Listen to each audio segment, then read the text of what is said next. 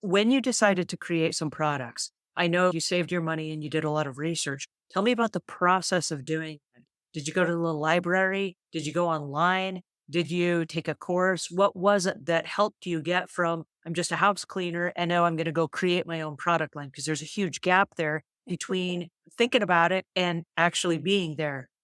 What was So the process? the process was watching what people were using and seeing what their problem was. We all try to solve the problems. And the main problem was too many products and finding a cleaner that's safe to use on everything. So I did a lot of my research through the internet and I learned from other people what they were using, what they liked. It literally took me almost 2 years to master just the right amount of different plant-based soaps and my hydrogen peroxide and my oils to get that balance.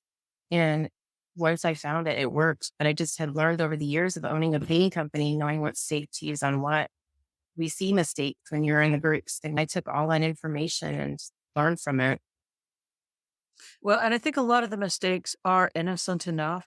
I know that by speaking with house cleaners every day and cleaning companies, we find a lot of, I don't want to say new house cleaners, but they're new to the cleaning industry. So they see something on TV or they see something on a grocery store shelf and they go, oh, let me give this a try. And they try it on a proper surface and it works really well. And in the back of their mind, they think, oh, that's great. It worked really well here. Let me move it to this other surface and try it as well. And now they're experimenting on the customer's surfaces. Or they'll say, this cleaning chemical worked really well, and so did this one. If I mix them together, it's going to be twice as good without Yep. realizing that they're either equal, they're either canceling them out based on pH levels, or they're creating some kind of toxic fume Yep. version that's going to create more havoc to the respiratory system or something. I've heard stories, and that's one thing I recommend. If you do purchase my products, please either use one of my bottles or use a brand new bottle and then disinfect it before you use it.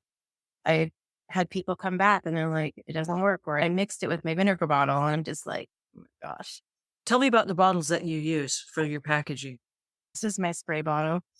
I have the label and my tagline is simplifying your life naturally because my goal is to create a natural product that can simplify our lives.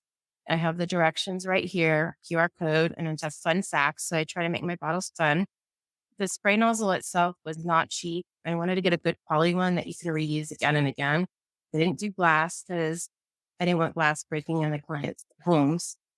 And then I do, that's my eucalyptus. And then this is the spearmint.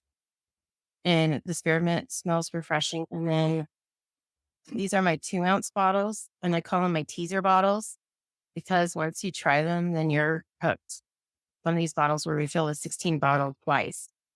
And then once you decide you want to become part of our PUR family, I created the industrial size. These are 32-ounce bottles. So this is more for cleaning companies. You can see I have all the warnings and I have to do this for my SDS sheet. All you need is a half a capful to a capful to fill up a 16. It saves you money over time. When you say a half a capful to create a 16, I'm assuming you're talking about a 16-ounce bottle of Yes. spray. Yes. Okay. And at 32, you would do a full capful. So that's a concentrate. Yes.